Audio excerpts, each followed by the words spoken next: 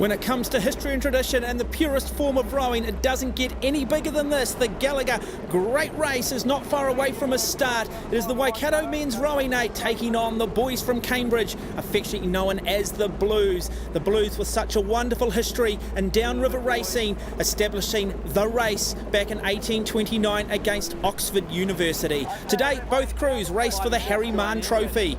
A wonderful rowing coach who has had a huge involvement in both the Great Britain rowing program and the New Zealand rowing program of yesteryear.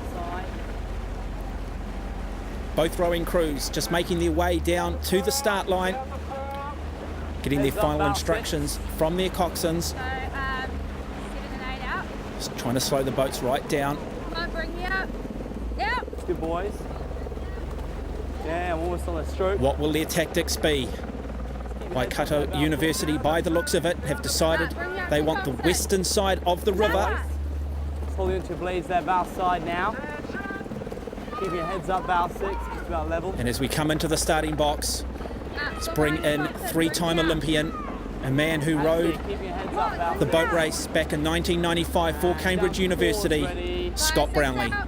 Thank you, Mark. What we're going to see out of the start is this Waikato crew really try and take a lead on this west bank.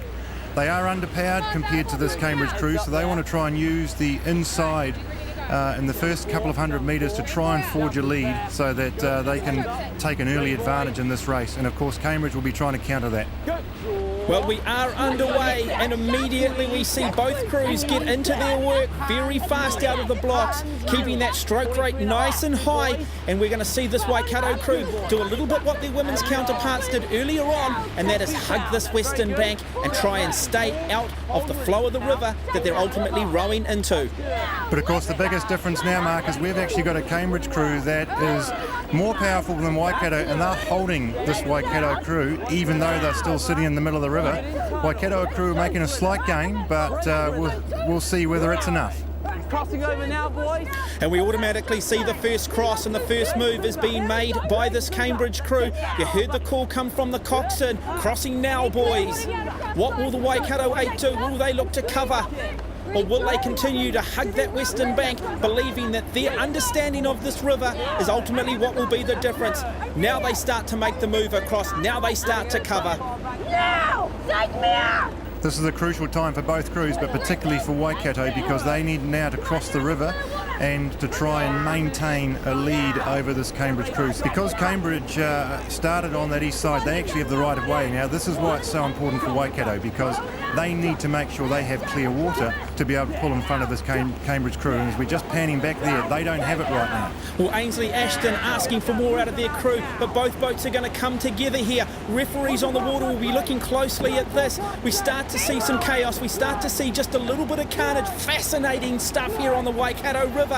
Who is in the wrong? And now we start to see this Waikato Rowing 8 getting the orders to move back out towards the west.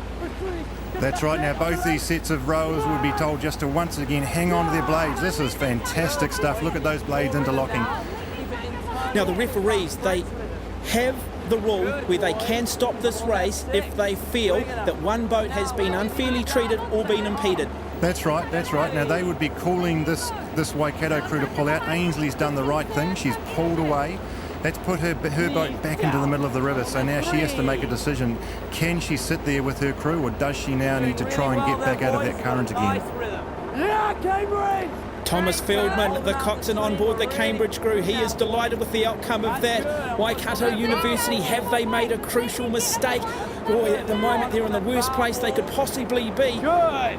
In my wash! What we actually saw there, Mark, is the Cambridge crew wanting to hold Waikato out in the middle of the river, and you heard the coxswain calling that, and Ainsley really had to take the call, tell her crew just to back off a bit so they could hug in behind this Cambridge crew. Not an ideal place to be, but it's about the only place they can be right now. An inexperienced rowing 8 from Waikato University with World Championships coming up in Lake Karapiro.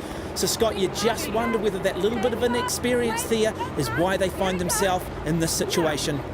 Yeah, possibly, Mark, but you know, they really didn't have a lot of choices back there. They're an inexperienced crew, but also an underpowered crew relative to this Cambridge unit. and they really had to throw everything out of that start. You talk about being underpowered. Is that because of the size of the rowers or simply their pedigree and the time they've had in the sport? Well, probably a bit of both, but ultimately it comes back to the size of the rowers.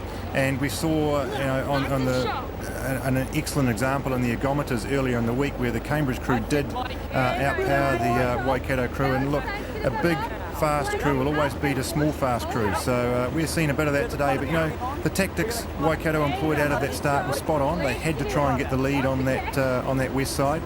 It just hasn't paid off for them now. They now need to just sit there, regroup, and hang on to this Cambridge crew. Race the finishes now. And both boats approaching the Fairfield Bridge. The first bridge on this 3.8k journey. It'll be something that psychologically they'll be crossing off in their head.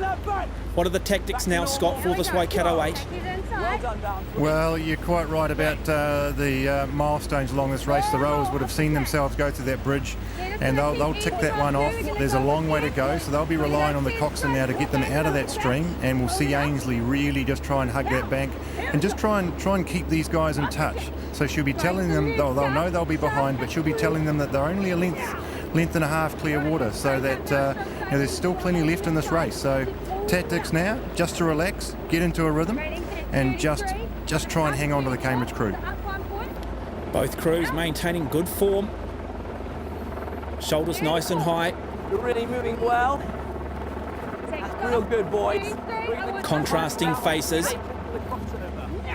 One thing, though, that runs through all of these teams, all of these rowers, is a thing called concentration.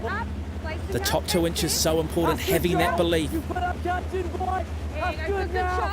That's right. We're just seeing some very, very nice blade work from this Cambridge crew as they're just chipping along, pretty confident with where they're sitting, out in front of Waikato, sending some dirty water down, and coxswain just motivating them to keep relaxed, keep on top of things. Well, Cambridge University, they've been at this since 1829. The boat race between Cambridge University and Oxford University, 181 years. That is what is at stake for these guys. It is the reputation of this wonderful university. And racing today for the Harry Mann Trophy, a wonderful rowing coach from the Waikato region who coached the New Zealand rowing 8s to the 1982-83 World Championships, and then applied his trade in Switzerland before heading to the UK, Scott, in the early 90s. And didn't he turn the fortunes of the Cambridge rowing program around? Look, absolutely. Harry was instrumental to really changing the scene at Cambridge. Did a fantastic job. They revere Harry a bit like a god, and that's why it's so important that they try and get out here as much as they can to row this race. The concentration on the faces of this Waikato crew, the stroke, Giacomo Thomas, Finian Scott, Richard Harrison, Andrew Healy, Andrew Myers, Matthew Glenn, Jonathan Nabbs, and on the bow, Anthony Burkers. Here we go. And now they come down to their second cross of the day, and it is the Cambridge crew in control.